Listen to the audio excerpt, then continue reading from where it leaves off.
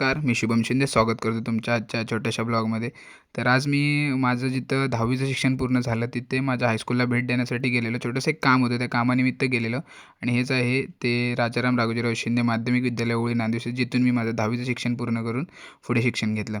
तर हे पटांगण आहे हायस्कूलचं आणि ह्या पटांगणात एकेकाळी इतकी मुलं असायची की जागा नाही व्हायची खेळण्यासाठी.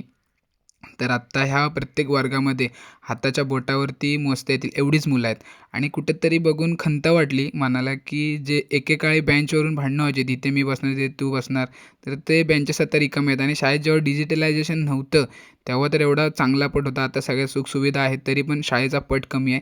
बघून मनाला खंत वाटली.